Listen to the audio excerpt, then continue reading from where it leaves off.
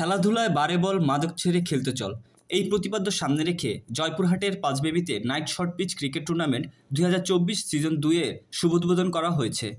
28শে December শনিবার রাত 8টায় FCC cricket ক্লাবের আয়োজনে বালিঘাটা আদর্শ সরকারি প্রাথমিক বিদ্যালয় মাঠে অনুষ্ঠিত উক্ত টুর্নামেন্টের শুভ উদ্বোধন করেন প্রধান অতিথি জয়পুরহাট জেলা ছাত্রদলের সাবেক সাংগঠনিক সম্পাদক শামীম হোসেন মণ্ডল। এ উপলক্ষে এফসিসি ক্রিকেট ক্লাবের সভাপতি হাসানুজ্জামান টুটুলের সভাপতিত্বে বক্তব্য রাখেন থানা যুবদলের সাবেক সহসভাপতি হারুনুর রশিদ সজল, জেলা যুবদলের সাবেক নেতা গোলাম রাব্বানী মাস্টার, পৌর ছাত্রদলের সাবেক সাধারণ সম্পাদক সাজ্জাদ হোসেন প্রমুখ। এ সময় প্রধান অতিথি বলেন, এখানে যারা খেলতে এসেছেন তাদের বয়স 16 থেকে 22 বয়সের তরুণ। এই সময়টা তরুণরা নিজেদের নিয়ন্ত্রণ করতে পারে না। আমাদের চারপাশের মাদকের ভয়াবহ অবস্থা। এ কারণে তরুণ ও যুব সমাজকে মাদকের ভয়াল থাবা থেকে দূরে রাখতে খেলাধুলার কোনো বিকল্প নেই। তরুণ প্রজন্মকে মাদক ছেড়ে খেলাধুলায় আসার আহ্বান জানিয়ে যে কোনো ধরনের সহযোগিতার আশ্বাস দেন তিনি।